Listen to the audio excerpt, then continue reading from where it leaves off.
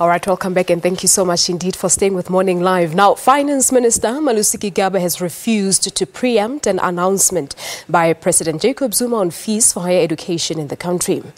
Gigaba is leading a powerful government and business delegation on an investor roadshow that begins in New York, but will also take them to Hong Kong, Beijing, Tokyo, as well as Singapore. He spoke exclusively to SABC News in New York on the mood inside the summit, the question of the Judicial Commission of Inquiry into South African Revenue Services, and also the continued political uncertainty that continues to hamper the country's economic prospects.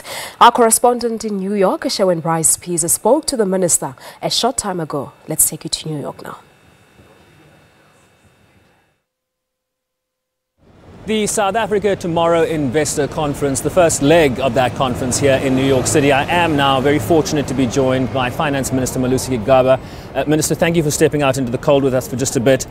The session you've just come from, rebuilding confidence that South Africa remains open for business. What is the argument you make to investors here in the United States?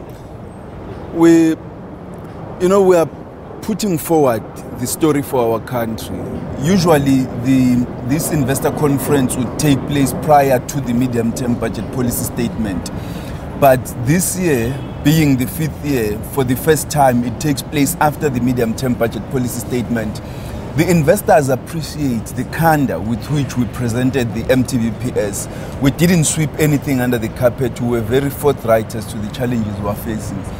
And so the question that arises is, what do you intend to do in order to maintain the fiscal consolidation path, in order to ensure that the credibility of the fiscal framework is maintained, and in order to stabilize the debt as we indicated that it's shooting through the roof. And so we've had to present to them the measures that we intend taking.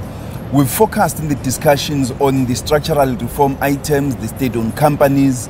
We've focused on various challenges, but we've said to them that South Africa has deep capital markets. We are the most diversified economy on the African continent. We remain a gateway to Africa. We have the largest and most developed and very competitive infrastructure.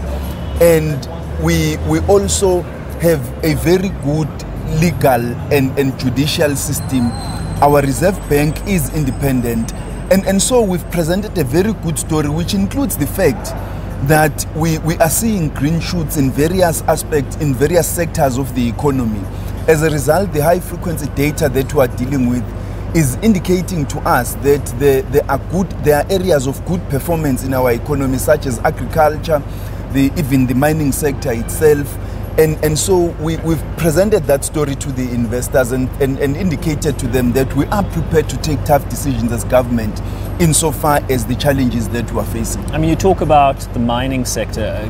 Given the concern between the Chamber of Mines and the Minerals and Resources Minister in terms of changes to the Charter, what do you say in terms of concerns that are raised in that regard? We are very conscious of the challenges that the mining sector has raised and investors generally. And that's why in the budget, in the medium-term budget policy statement on the 25th, we did say that we are prepared as government to go back to the discussions with the mining chamber. And we just had been disrupted by the preparations for the MTBPS. Now that it has passed, we are going to start those engagements, at least at the level of principals, and put together technical teams that are going to take the discussions forward. Can I ask about the Judicial Commission of Inquiry in terms of the South African Revenue Service? Is that something that has come up here? What does the landscape look for that commission moving forward? As we indicated on Monday, I have consulted with the President. I have had discussions with the Commissioner of the Revenue Service. We are working on the terms of reference. We will identify a judge who is going to preside over that inquiry, and we will start with the engagements as soon upon my return in the country, so that we can investigate all the issues of concern in the public about weakening tax morality, about tax administration and capacity challenges, and then we will receive, as soon as that has been completed, the recommendations of the Commission, and we will put into effect the remedies which are being proposed, because it is in our interest that public perception of the revenue service should be at high levels, because we think that the under collection of taxes is in large measure a result of the underperformance of the economy.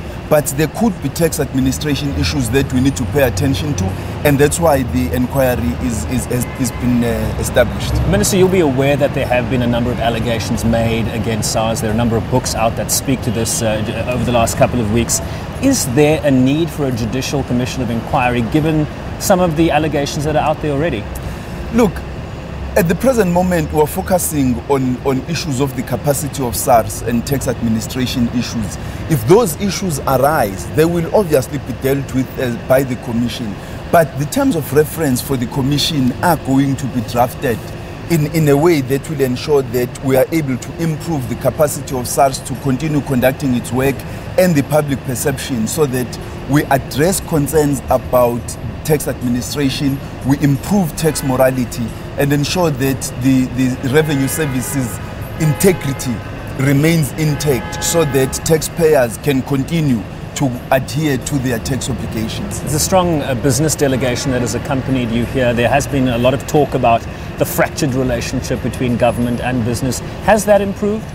Oh, the relations between government and business have improved very, very much. We are very happy with the approach that South Africa Inc. are taking in this at this investor conference. We are speaking with one voice, putting the best foot forward for our country, stating our case very boldly and robustly.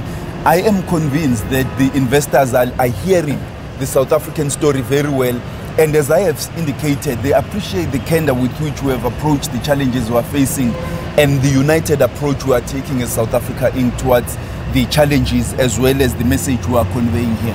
Minister, you might be aware that there's some speculation in South Africa today that the President is going to announce something as it relates to possibly no fees, fee increases or free higher education in South Africa. What's your understanding of what the President might or might not do? Well, we obviously we have been consulted on the proposals which the Presidency is going to make, and I think it would be appropriate for us not to make any announcement on behalf of the President. We need to sit and wait until the President has made the announcement, and then we can issue a comment thereafter. But for now, we are awaiting the Presidency. We don't know when the announcement will be made. Does the question of political uncertainty, I know we're closer than we were a couple of weeks ago to the December conference, does the question of political uncertainty factor into your discussions here? Yes, those issues have been raised, and I think one of the very interesting questions which I have found in the conversation is not only questions about policies that will emanate from the conference or who will be elected at the conference, because people do understand that there is a contestation and the ANC conference will elect a leader. But an intriguing question for me, which has been raised by investors, is whether the ANC conference is going to take place or not, given some of the challenges that have been experienced in some of the provincial and regional conferences across the country. We have assured them that the conference is going to take place. It is a conference of branches, and the audit of branches has been concluded. We therefore are confident that the conference is going to go ahead, and they need to take leave from the signals which have been sent in terms of policy by the National Policy Conference in July. And so to the extent that we can, we are very confident that the conference will take place, a new leadership will be elected, and the policy signals have been sent by the policy conference. And they haven't asked the finance minister if he has a preference? Well, the finance minister has not been asked if he has a preference. The finance minister prefers South Africa, and right now we are focused singularly on selling the South Africa story to investors. And not only here in New York, Minister, you're going to Hong Kong, Beijing, Tokyo. What would define success of this trip for you? What would define success of this trip? We are also going to Singapore. We are visiting the East as well to engage with the East on our fiscal challenges and our economic outlook. What would define success for this trip would be greater investor confidence about South Africa. It would be our ability to engage and change perceptions about the South African economy so that going forward we are able to see more investments coming into the country. And to the very great extent, we want to do everything we can to also assure the ratings agencies that we know our story, we've got the situation under control, and we are willing and able to take difficult decisions to maintain the fiscal framework, to stabilize our debt, and to get the economy on a growth trajectory going forward. Minister, thank you for your time. I will let you go and warm up inside. I appreciate you coming outside. You're most welcome. The Finance Minister, Malusi Gigaba, speaking to us here on the sidelines of the SA Tomorrow Investor Conference. The first leg in New York City, and as he mentioned, off to Asia after that.